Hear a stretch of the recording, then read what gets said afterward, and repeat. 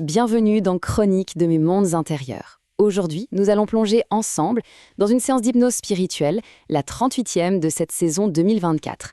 Un voyage intérieur vraiment profond et transformateur, où Christophe est accompagné par Claude. On va décortiquer ensemble cette exploration de l'esprit, en se concentrant sur les enseignements, les métaphores incroyables, pour comprendre comment on peut transformer sa propre vision des choses.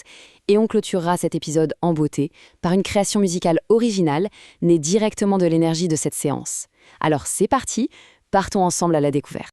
Le voyage commence avec cette phrase « Waouh !» juste magnifique. Ça donne tout de suite le ton de l'expérience. On ne parle pas de simple découverte, mais de véritables éclosions de ravissement. C'est une promesse de beauté, de surprise, qui nous attend au cœur de l'esprit. Gardons bien cette image en tête parce qu'elle est vraiment la clé de tout ce qui va suivre. Alors, tout grand voyage, ça commence par une impulsion, un premier pas. Et pour cette exploration-là, le point de départ, c'est un désir profond de partager. Mais attention, pas n'importe comment. Il y a une intention bien précise derrière tout ça. L'idée qui émerge, c'est celle d'un porte-voix. Mais ce n'est pas du tout pour crier dans la foule, c'est bien plus subtil. Il s'agit de trouver un moyen de tendre la perche, d'offrir un souffle pour, je cite, gonfler des voiles et aider d'autres embarcations à avancer. Franchement, c'est une métaphore magnifique de la transmission. L'exploration intérieure, finalement, ce n'est pas une fin en soi. C'est comme un phare qui peut éclairer le chemin des autres. Et c'est là que l'expérience bascule dans une dimension métaphorique qui est juste centrale. Imaginez un peu un espace, une sorte de bonbonnière du bonheur, remplie non pas de sucreries, mais de pépites de sagesse. Et là, la surprise, un clin d'œil direct à Forrest Gump. La vie, c'est comme une boîte de chocolat, on ne sait jamais sur quoi on va tomber. C'est fascinant parce que cette référence, elle ancre tout de suite l'expérience dans une idée que tout le monde connaît. La vie est pleine de surprises et chacune d'elles peut être un délice, une leçon à savourer. Bon, le point crucial ici, c'est de bien comprendre que ces chocolats, ce ne sont pas des vrais bonbons. On les appelle des sweets, des douceurs pour l'esprit. Chaque sweet, c'est une idée délicieuse, une prise de conscience qui éclot, comme ça, d'un coup. La sagesse, du coup, ce n'est plus un dogme rigide, mais c'est une série de saveurs à découvrir, de délices pour l'esprit. Et le mot utilisé, ravissement, il est génial. Il a un double sens hyper puissant. C'est la joie, le délice, bien sûr, mais c'est aussi l'idée d'être ravi, au sens d'être enlevé, emporté.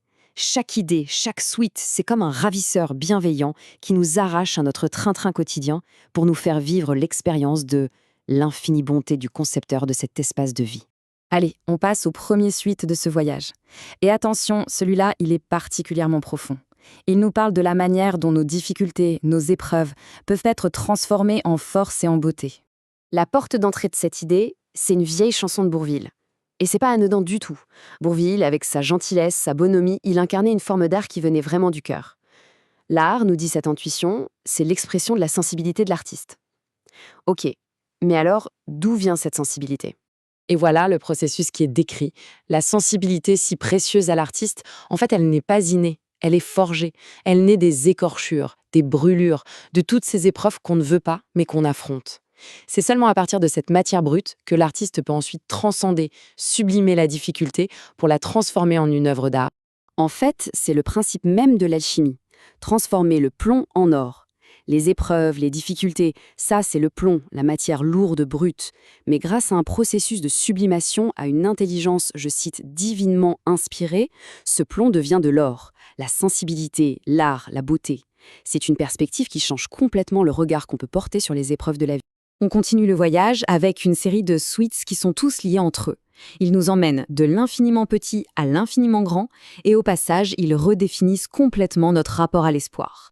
Ce qui est vraiment beau ici, c'est la manière dont une image hyper banale est totalement réenchantée. Vous voyez ces grains de poussière qui dansent dans un rayon de soleil ? Eh bien, la séance les transforme en poussière d'ange. Cette poussière n'est plus sale, non. Elle devient ce qui nous relie à tout, à nos ancêtres et même aux particules élémentaires de l'univers. Le quotidien devient magique.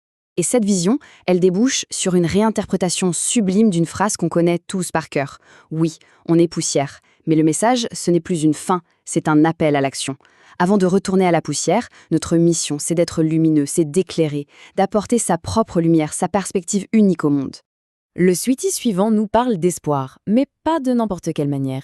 Il est symbolisé par les étoiles filantes. Et ce n'est pas un hasard, parce que pour voir une étoile filante, il faut faire une démarche active. Il faut sortir la nuit, lever les yeux au ciel et s'ouvrir à la possibilité que ça arrive. Là, la distinction devient limpide.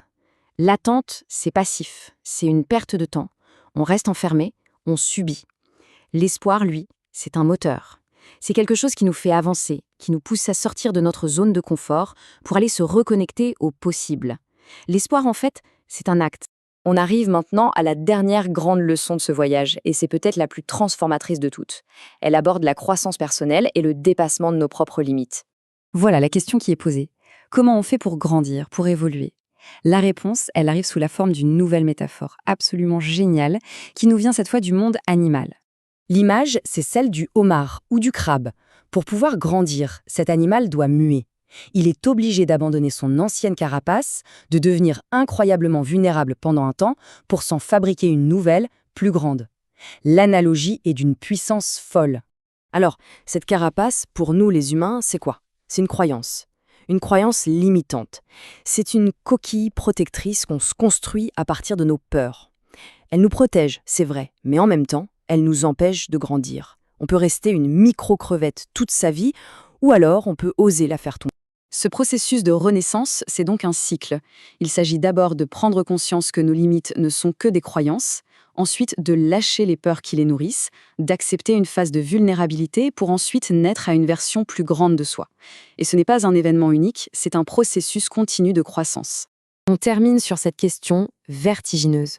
Et si toutes ces choses qu'on tient pour des vérités absolues sur soi-même n'étaient en fait que des carapaces temporaires, juste destinées à être abandonnées pour nous permettre de grandir ?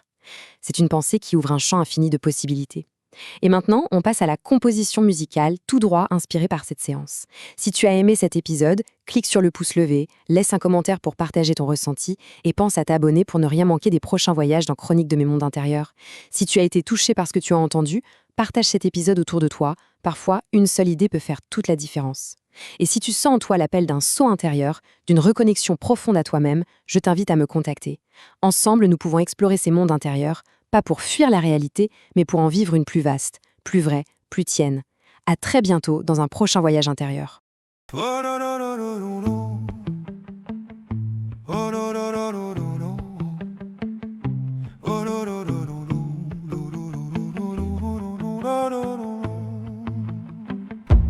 Dans la boîte à rêves où chante l'aurore, l'écho des cieux s'y pose et sonne encore.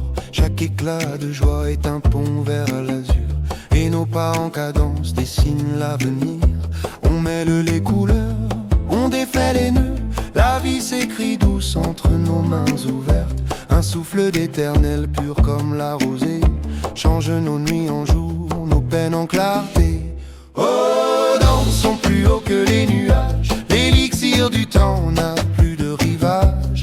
Dans ce tourbillon où tout se révèle, nos âmes en fête enfin sans secret. Oh, oh, oh, le vent des cieux nous porte en balance, et chaque instant léger est une romance. À boire la lumière aux sources du matin, l'espoir est la voie, le reste est chemin. Les saisons du cœur, un livre sans fin, chaque page murmure un nouveau matin. Le ciel nous murmure des mots de passage, et nos doutes s'envolent légers comme un présage. On trace des sentiers avec des étoiles claires, et nos rêves en feu deviennent des prières. Oh, écoutez le chant des mondes en fleurs, c'est l'appel du large, c'est le rire des cœurs.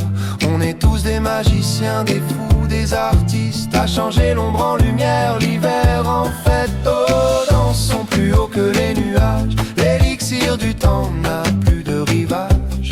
Dans ce tourbillon où tout se révèle, nos âmes en fête enfin sans secret.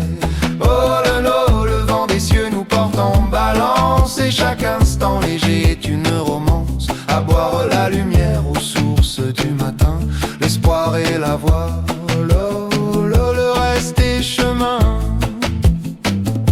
Alors on s'envole léger comme boîte à rêves s'ouvre, le monde étincelle. Tout ce qu'on a semé, tout ce qu'on a chanté est devenu lumière. Enfin